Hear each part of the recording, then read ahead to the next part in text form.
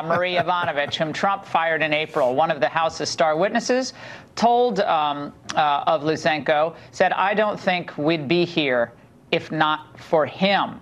Now, this hit piece, and it's a hit piece, of course, also has you on the record admitting that you forced out Marie Yovanovitch. Of course you I said did. You needed her out of the way, but you're a personal attorney for the president, so why do you need her out of the way? I didn't need her out of the way. I forced her out because she's corrupt. I came back with a document that will show unequivocally that she committed perjury when she said that she turned down the visa for Mr. Shokin because of corruption. The fact is, on the record, in the State Department's own records, the reason given is because he had had an operation and hadn't recovered yet. The operation, of course, was 2 years before. It's documentary evidence that she committed perjury. I have 4 witnesses who will testify that she personally turned down their visas because they were going to come here and give evidence either against Biden or against the Democratic Party.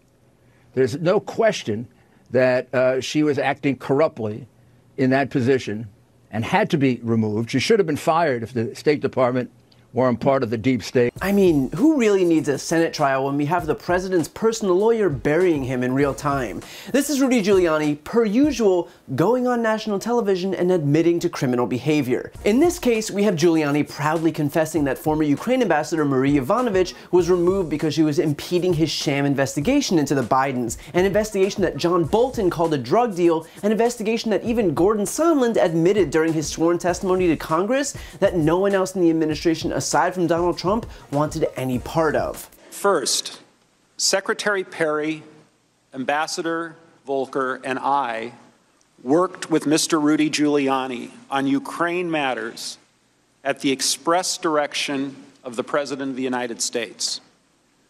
We did not want to work with Mr. Giuliani. Simply put, we were playing the hand we were dealt. We all understood that if we refused to work with Mr. Giuliani, we would lose a very important opportunity to cement relations between the United States and Ukraine. So we followed the president's orders. But most importantly, Giuliani's admission on Fox News serves as proof that Marie Yovanovitch was removed because she was an impediment to a corrupt effort to wield the powers of the United States government to engage in a baseless campaign to destroy Joe Biden and his candidacy. Rudy Giuliani was not part of the State Department and yet acted as if he was, and that allowed him to both circumvent national security protocols put in place expressly to defend against this kind of abuse, while still allowing him to take advantage of the powers afforded on an international stage by claiming that you're there on behalf of the United States. So not only was he playing pretend, but he had the president's full blessing while doing it. Now, just to be clear, while Rudy leans on this idea that it was God's calling for him to go to Ukraine and reveal some super secret criminal behavior by the Bidens, that has no basis in reality. Giuliani is clinging onto this already debunked conspiracy theory that Joe Biden had a corrupt Ukrainian prosecutor, Viktor Shokin, removed because he was investigating Hunter Biden. That's not true. Shokin was removed for being too corrupt, a sentiment that was echoed by the United States government, by the EU, the IMF, anti-corruption advocates in Ukraine, and even Senate Republicans. Seriously, Senators Rob Portman, Ron Johnson, and Mike Kirk all signed a letter calling for Ukraine's then-President Poroshenko to press ahead with urgent reforms to the Prosecutor General's office and judiciary. 4 days later, Shokin resigned. In fact, because of Shokin's ouster, it became more likely that Burisma, whose board Hunter Biden served on, would be subjected to scrutiny. And so when Rudy complains that Yovanovitch, quote, got in the way of his investigation, consider that she had good reason to, and that was because it was a complete and total sham. And here's the thing, Rudy knew he did something wrong by saying what he said on Fox. He knew that his rant was incriminating, which is why he then took to Twitter and walked back his claim. He tweeted, Yovanovitch needed to be removed for many reasons. Most critical, she was denying visas to Ukrainians who wanted to come to US and explain Dem corruption in Ukraine. She was obstructing justice, and that's not the only thing she was doing. She, at minimum, enabled Ukrainian collusion. And look, Rudy is relying on the idea that people might defer to him if he throws out enough obscure Ukrainian names and companies. But the only impact he's having is proving just how insane his conspiracy theories really are. I mean, even in that tweet, he talks about Yovanovitch denying visas, a reference to having denied Viktor Shokin a visa to the United States.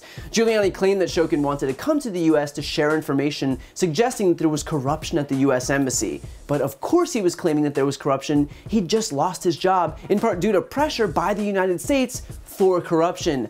That's what corrupt people do. They sow doubt by claiming that everyone else is corrupt to try and turn it into a case of he said, she said. Only the he is the United States, the European Union, the International Monetary Fund, anti-corruption advocates in Ukraine, and Senate Republicans. And the she is Shokin himself and Special Agent Rudy Giuliani. Tough choice. Even George Kent, the Deputy Assistant Secretary of State for European and Eurasian Affairs, during his own testimony to Congress, said Shokin wanted to come to the United States to share information suggesting that there was corruption at the US Embassy. Knowing Mr. Shokin, I had full faith that it was a bunch of hooey, that he was looking to basically engage in a con game out of revenge because he lost his job. In other words, we've yet to get one excuse that actually holds water from Giuliani for running this sham investigation that has been so disastrous that it's actually led to Trump's impeachment. And we won't, because it is and always was nothing more than a criminal effort cooked up to extort a foreign country to help Trump win in 2020. And it continues to backfire to this very day.